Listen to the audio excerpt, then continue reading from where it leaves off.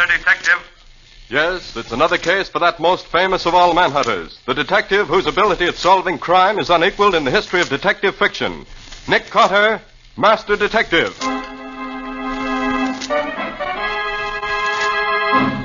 Tonight's curious adventure is... The Echo of Death. Or Nick Carter and the Phantom Clue.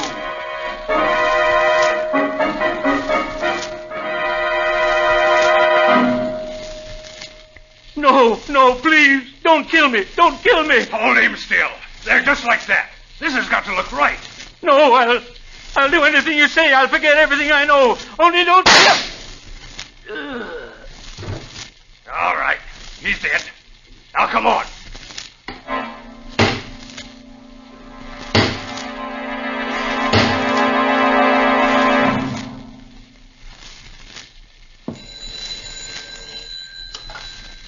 Hello? Yes, this is Nick Carter speaking. A case? What kind of case? A disappearance. Well, that's hardly in my line. Oh, I see. Yes. Yes, I understand. All right, expect us late this afternoon. Did you get that on the extension, Patsy? I should say so. Echo Valley Lodge, private amphibian plane waiting for you at the airport. Come at once, never mind the fee. Who is this Howard Manstead who tosses money around like confetti? A well-known millionaire sportsman, Patsy. But wouldn't it be more to the point to ask about the man who's disappeared? Oh, you mean James Thurlow, the columnist. Why, he... Say, who is he, anyway? That's what you get for not reading the financial pages of the paper, Patsy. Well, come along. We've got to find a taxi and get to the airport. Well, aren't we going to take anything with us? Oh, yes, of course. I was forgetting. I thought you were. I'll need my new dress. You want Scubby. Call him and tell him to meet us at the airport. He knows Thurlow. They write for the same paper. But why aren't we going to... Oh, and one other thing, Patsy. Bring along Volume 3 of the Encyclopedia, E to H. Scubby Wilson and Volume 3 of an encyclopedia. That's just what a girl needs for a visit to a millionaire's hunting lodge.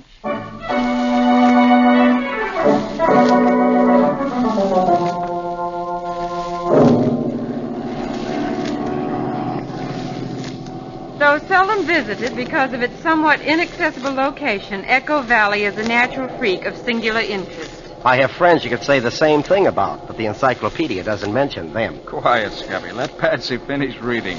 Echo Valley is of great interest to scientists.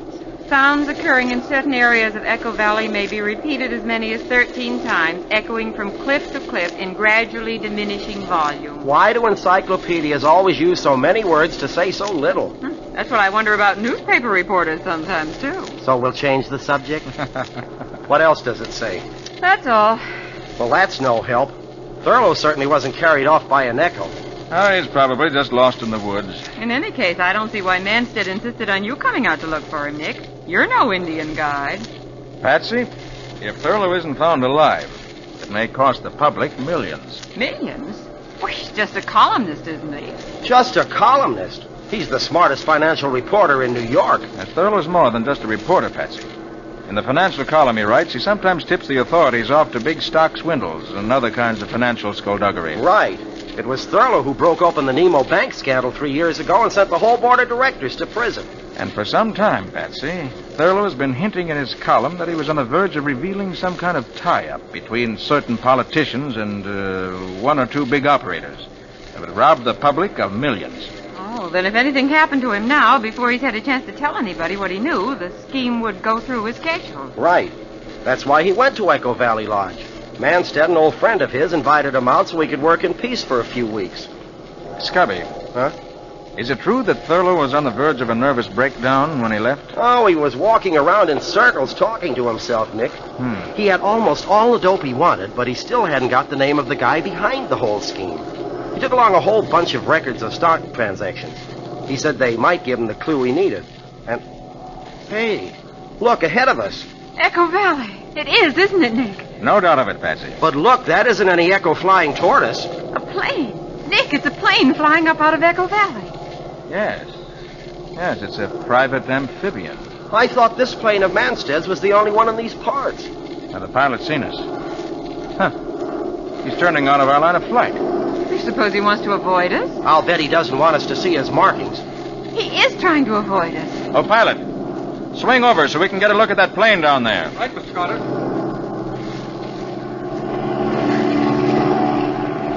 He knows we're trying to get closer to him. Look at him bank to avoid us.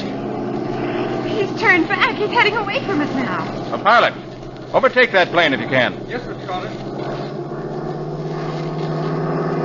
Say, isn't that the Manstead hunting lodge down there, right on the edge of the lake? Yes, Cubby, it is. But we're not going to land until we get some idea what that plane's up to. Look, he's diving straight down now. He's going to try to get away underneath us.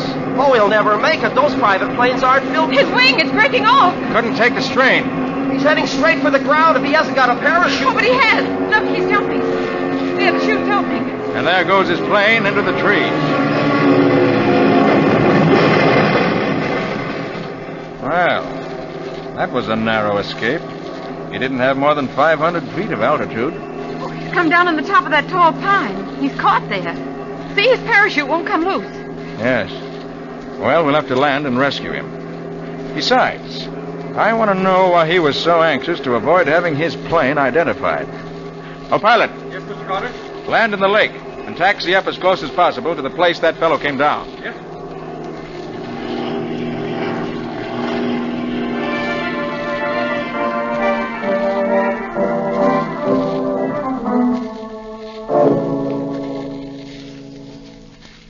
Oh, wait a minute, Patsy. I'll lift this one up for you. There you Watch are. out Okay, that branch doesn't thanks. snap back in your face, Betsy. Well, aren't we almost there? Yes, there's the clearing. Just ahead. Only a few more steps. Oh, and they say exercise is good for you. Oh, there. There's his parachute. I think I can see him hanging among the branches. He's hurt or he'd call to us. Come on. His shroud lines are caught among the branches. I can see that much. Well, he's just dangling there. Yeah. Hey, you up there. Can you hear us? You all right? He doesn't answer. Look, I'll climb up and see if I can... No. Wait. What is it, Nick? Look at those shroud lines. They're wrapped around his neck. Yeah. Look at the way his head is twisted to one side. Yes. His neck's broken. He's dead. What? Oh. When he landed in the tree, he got tangled in the lines and... I wonder. Nick, what do you mean? Look down at your feet, Scubby. Huh? Cigarette butt. What? Somebody must have been here before us. Maybe. But its position makes me think the cigarette was smoked by him up there. Oh, but that's impossible, Nick. It's been just about an hour, Scubby, since he crashed. He knew we'd come after him. So if he was hurt and couldn't get out of his chute harness, what would be more natural than for him to smoke a cigarette and wait to be rescued? But he's dead. Because somebody reached him before we did. And murdered him.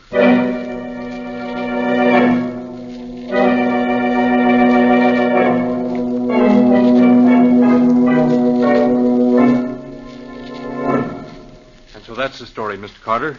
As much as we know, anyway. Thurlow just wandered away yesterday morning and never returned. I see, Mr. Manson. And you don't think this mysterious airplane we met just before we reached here has any connection with Thurlow's vanishing? Well, I don't see how it could.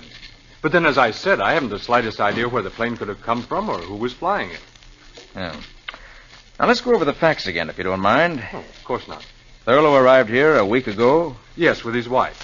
I had them flown in my plane. They had the lodge to themselves with my permanent housekeeper to look after them. And you arrived yesterday. In the middle of the afternoon. But Thurlow wasn't here when you arrived? No, he'd already gone out.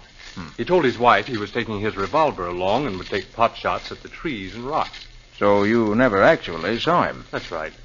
The woodsman I employ to look after the property asked me to come and examine some trees he wanted to cut down. About sundown, I got back to the lodge, and Thurlow still hadn't returned. Mrs. Thurlow was becoming worried. I ordered the floodlights we use for landing the plane at night, but he didn't show up. And then in the morning, you called me. Well, first I phoned the nearest forest ranger station. And after that, Mrs. Thurlow was so agitated, I promised I'd send for you. Where is Mrs. Thurlow? I'd like to ask her a few questions. Well, she's sleeping now. She was up all night, and this morning the housekeeper gave her a sleeping tablet. Shall we wake her? No, not just now. There's still an hour of daylight left. I'd like to take a look around outside. Perhaps I'll open it. Mr. Manstead, Johnny, what is it? his hat. We found it Thurlow's hat? Where? near the waterfall. Why, that's not far. It's only a mile from here. It's still light. Do you want to come with us and look for him, Mr. Carter? Yes, I think I do.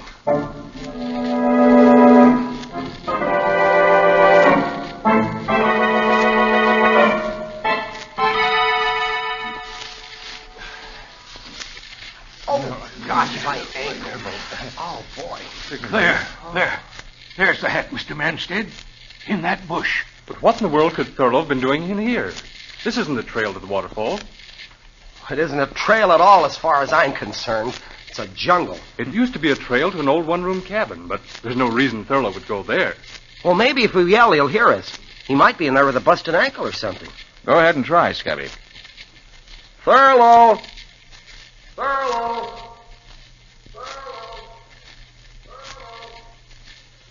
Good gosh, will you listen to that? Well, that's one reason this is called Echo Valley. The cliffs around the waterfall down the trail make a perfect sounding board. Well, if he didn't hear that, he must be dead. If there's a cabin in there, we better take a look at it. Right. I don't see what in the world Thurlow could have come this way for, but maybe he did. Let's find out.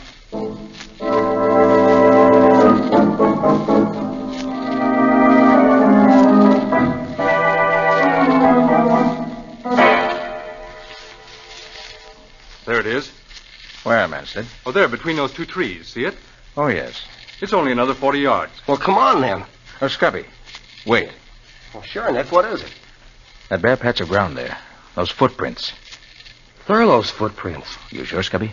Sure. I've seen those pointed shoes of his too often not to recognize the footprints anyplace. Come on, Nick. Yes. I'm coming. Thurlow's a tall man, isn't he, Scubby? He's a tall man like I'm Henry Ford. He's about 5'5". Why? I thought that... Well, never mind. There's the cabin. Gosh, it doesn't look as if it had been opened in years. Well, it hasn't that I know of. But there are Thurlow's footprints going right up to the door. And somebody's opened the door recently. Look at these broken spider webs around the door jamb. And it won't open now. Oh, here, let me try. It ought to open without any trouble. Yeah, but it doesn't budge. That's strange. Let's take a look through the window. The window's boarded over. The boards haven't been touched. I nailed the window up myself 3 years ago. Nobody came here since. And someone has come here. Thurlow. And he must be inside now. But the window hasn't been touched, and the door is barred on the inside. It looks bad. We'd better break the door down. Suppose we have old Johnny use his axe on it. That'll be quicker. Of course. Johnny, smash the door open for us. Stand back, please.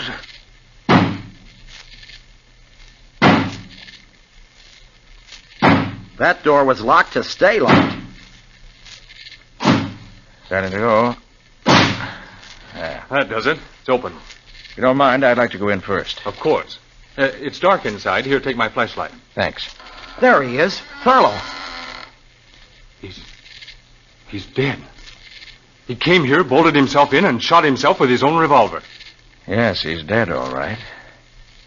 And it does look like suicide, doesn't it?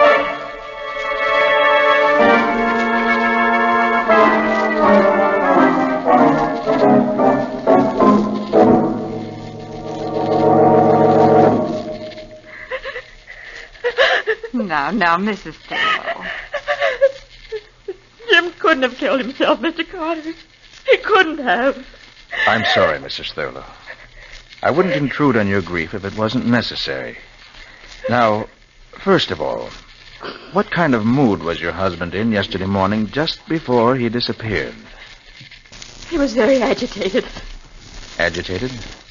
Well, do you know any reason why he should have been? I think he just found a clue to the identity of the man he was seeking. The one behind this plot to upset the stock market. Did he say who it was? No, he just said he'd stumbled on a clue. And he was so shocked he could hardly believe the evidence. That was why he went out into the woods. He wanted to be alone to think the matter through. Perhaps his notes will tell us what he found. Yeah, I thought of that, Nick. After Mrs. Thurlow woke up and I talked to her while you and Scubby were out with Mr. Manstead, we tried to read his notes. But they're in some kind of a shorthand that nobody can read but himself. I can make out a few words here and there, but not enough to help. Well, we'll have another try at it later. Please go on, Mrs. Thurlow. Well, that's almost all, Mr. Carter. Jim went out about 10 in the morning. I stayed here in my room reading. About half an hour later, I thought I heard a shot. All of a sudden, I was terribly frightened. Frightened? Of what? I don't know. It was just a feeling. Then I heard the far-off echo of somebody hammering. It was... Oh, it sounded like somebody hammering down the lid of a coffin. And I'm positive it meant that Jim was dead. It's probably someone chopping down a tree, she heard, Nick. Anyway, she went back to her reading and forgot about it. Then around 1, Manstead phoned from the village, this little town about 10 miles from the hills, for Johnny to come for him in the station wagon. Manstead phoned? But didn't he fly in by plane yesterday? Seems not. The plane was in New York getting a new propeller, so he took the night train. Is that so? Anyway, Johnny went to meet him. He got here about 2:30. The rest of the story is just the way he told it to us. Nick, Thurlow must have killed himself. There just isn't any other answer. I wonder, Patsy. I wonder.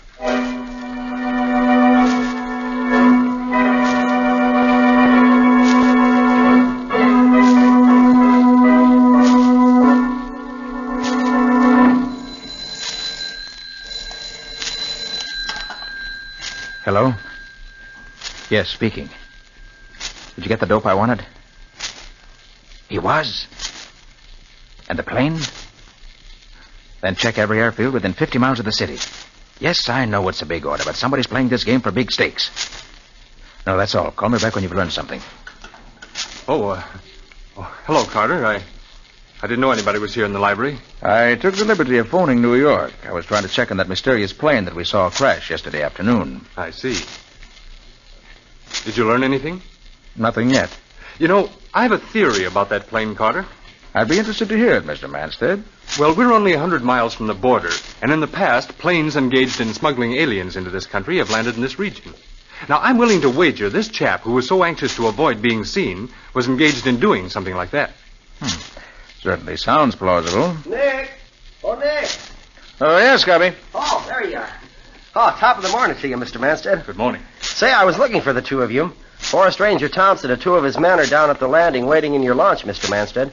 They want to get started down the lake to bring in the body of that flyer who was so unlucky when he bailed out of his plane yesterday. Of course. You're coming with us, aren't you, Carter? Yes, indeed. I'm just as interested as you are to see if your theory turns out to be right. Oh, what about Patsy? Shall I go find her? Oh, no, Scubby. She's staying here in the lodge with Mrs. Thurlow. They're going to spend the morning going over Thurlow's notes, trying to decipher them. Well, let's get going. I want to get back in time to phone a story to my paper.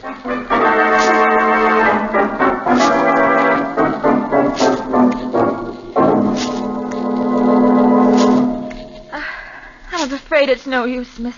Please, just call me Patsy. It's just impossible to read these notes of Jim's, Patsy. They're not only in his own shorthand, but most of them are in code, too. Here's something that seems as if it might mean something. See, it says, I can HB it. HB. Hardly believe.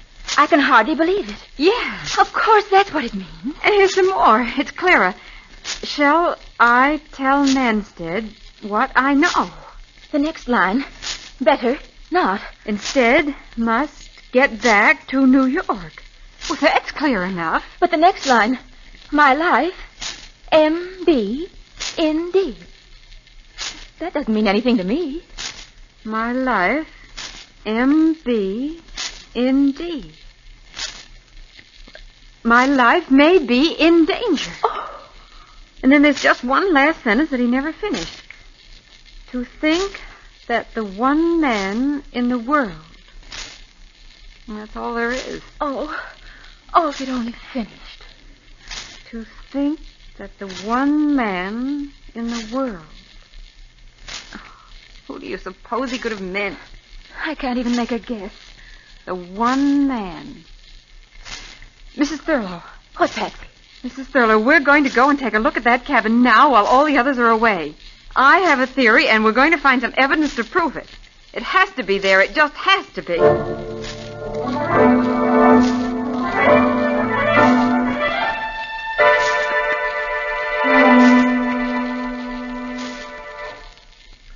Hello, Nick, my friend. Hey, what's troubling you? You've been sitting out here on this rock for an hour ever since we got back, looking mean enough to bite your grandmother. Scubby, that poor devil of an aviator whose body we brought in was murdered. And Thurlow was murdered. And I can't prove it. But, Nick, couldn't you be wrong? The aviator certainly looked like a natural accident. And Thurlow, if I ever saw a case that looked more like suicide, well, I don't know where it was. Well, that's just it. The aviator I can explain. Someone slipped through the woods, reached him before we did, climbed the tree he was caught in, and strangled him with the shroud lines in his parachute while pretending to help free him. But Thurlow, his own footprints leading into the cabin. The window boarded over and the door bolted on the inside. If somebody killed him, well, how did they get out? I don't know, Scubby. It isn't possible. Yet it was done. I'm going to break the... Hey, Scubby, what's that in your hand? Oh, just a shiny new nail I picked up somewhere. Somebody must have been fixing something. A nail. And Mrs. Thurlow said she heard the echo of hammer blows the morning her husband died. Yeah, said they sounded like somebody hammering down the lid of a coffin. Dames sure have imaginations. But that's just what she did hear. Huh? She heard the echoes of somebody nailing down the lid of a coffin.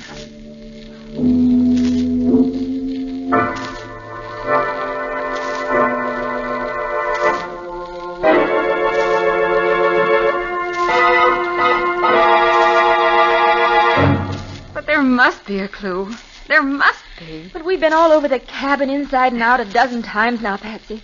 If there was anything here, we'd have found it. Mrs. Thurlow, somehow your husband was murdered here, and his body left inside this cabin so it would look like suicide. And I'm going to find out how the murderer got out, leaving the door and window bolted, or die. I'm afraid you're much more likely to die, Patsy. Oh, Mr. Manstead. Yes, Mr. Manstead. After we returned to the lodge and I learned the two of you had disappeared in this direction, I thought I'd better find out what you were up to. You killed my husband. Of course he did. Who else could your husband have meant by the one man in the world he'd never have believed guilty? But he was Jim's friend. That's what he wanted you to think. He pretended to be a friend so he could always keep checking what your husband learned. And he invited you both here so he could commit murder if he decided it was necessary. A very interesting theory. But I'm afraid I can't give you a chance to tell it to anyone else. Johnny. Right here, Mr. Manstead. Come inside and close the door. What are you going to do to us? He thinks he's going to kill us. He hasn't got that gun in his hand for fun. Johnny, the old mine shaft is close by. Now, if these two ladies out walking had the misfortune to stumble into it, it would be very tragic, wouldn't it? Lots of people fall down old mine shafts. So they do. And I'm afraid another such accident is about to happen. You can't get away with it, Mr. Manstead. Nick Carter won't let you. Oh, well, perhaps even clever Mr. Carter may have to have an accident. Help me silence him, Johnny. Quickly. No, Nick! Quiet! No! Quiet, I say! All right, now, Johnny, knock them both on the head to keep them quiet. All right, Manstead. Let go of her. You, Carter. Nick! Look out, his gun! Drop it, Manstead. Johnny, kill him! Kill him! Johnny, put down that axe or I'll shoot. Yes, sir. He's dead. I'm afraid so. Patsy, either of you hurt? No, Nick. You came just in time. But how? How did I know Manstead was a murderer? I knew that from the time we found this cabin. But it took an echo to prove it. The echo, Mrs. Thurlow, that you said sounded like someone hammering. But I don't understand. Scubby's bringing Ranger Thompson. As soon as they get here, I think I'll be able to clear up a lot of mysteries. So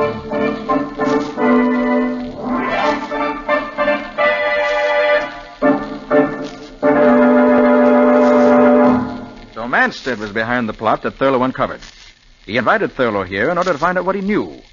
He discovered Thurlow had evidence which would tell him the truth, and therefore decided to eliminate Thurlow. But, Mr. Carter, Manstead didn't get here until after Thurlow was dead. He came by train. Oh, Ranger Thompson's right, Nick. He appeared to come by train. Actually, he flew in the night before, in a plane whose pilot was used to taking big fees for keeping his mouth shut. That was the plane that we saw crash. Something delayed it from leaving in time to avoid us, and in the pilot's effort to keep away from us, well, we all know what happened. But, Nick, why was the pilot murdered? That was Johnny's work. As soon as Thurlow saw the crash, he sent Johnny by a secret trail through the woods to make sure the pilot didn't live to talk. Otherwise, his murder scheme would have collapsed. Isn't that right, Johnny? Yes, sir. So Manstead flew here the night before he murdered Thurlow. In the morning, when Thurlow left the house, he and Johnny waylaid him. Is that it, Nick? That's it, Patsy. They brought him to the cabin here. Manstead put on his victim's shoes and made a trail of footprints. I see. Then they killed Thurlow, put his shoes back on him, and left him in the locked cabin. A clear case of suicide. But Manstead made a mistake there. His footprints were too far apart. They were the steps of a tall man. When Scubby said Thurlow was a short man, I began to suspect. Well, it certainly does sound plausible, Mr. Carter. But you've still got to convince me Manstead could get out of that cabin and leave the door barred from the inside. Make it good, Nick. Johnny knows the answer. You all remember that Mrs. Thurlow said she heard the echo of hammer blows. You mean she really did hear someone hammering? Exactly. This is a small cabin with a roof lightly nailed in place. Now look up there. What's that flashing in the sun? Looks like nail heads. Somebody's hammered new nails into that roof all along this side. Nick, is that the clue I was looking for? That's the clue you were looking for. Scubby and I saw it yesterday, but we weren't smart enough to know what it meant. Here, I'll take Johnny's axe and push the blade in under the eaves and pry upward like that. Well, the whole roof's lifting up. Well, blow me down. Manstead and Johnny pried up the flimsy roof before they killed Thurlow. Then, leaving the door barred, they climbed out. And Johnny nailed the roof back into place. Right. So they were hammering the lid on the coffin, so to speak. Thurlow's coffin. And due to the curious echoing qualities of the rocks, the sound carried to the lodge, and Mrs. Thurlow heard it. I didn't think it meant anything until I noticed the nail Scubby picked up someplace. The nail Johnny must have dropped. And then I remembered the hammering sound Mr. Thurlow spoke of. And suddenly the whole thing was clear. Well, it sure wouldn't have been clear to me if you hadn't explained it, Mr. Carter. I certainly wouldn't ever have worked it out with just an echo for a clue. Oh, but that was an unusual echo. Remember how cleverly it answered? And when it comes to answers, Scubby, Nick Carter is the man who gets them.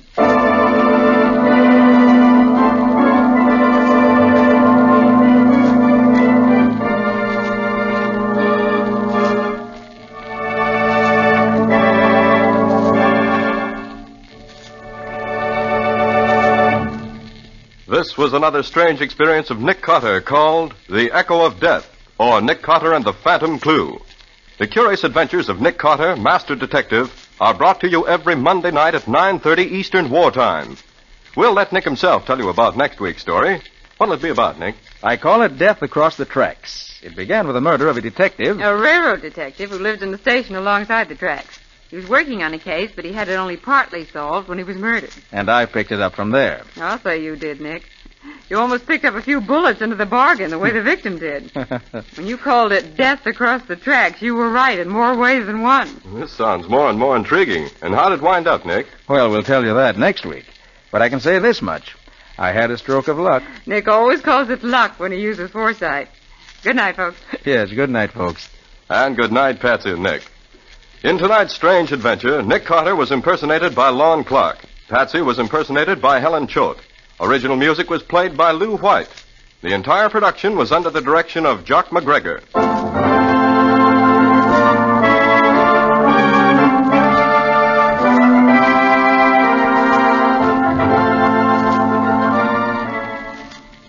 Next week at 9:30 Eastern Wartime, listen to another curious adventure of Nick Carter entitled Death Across the Tracks, or Nick Carter and the Mystery of the Midnight Train.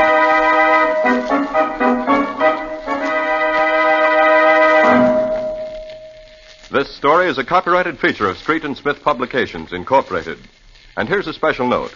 Beginning next week, Nick Carter will be heard over most of these same stations on Mondays at 9:30 p.m. Eastern Wartime. The Cisco Kid will be presented on Tuesdays at 9:30 p.m. Eastern Wartime. This is Mutual.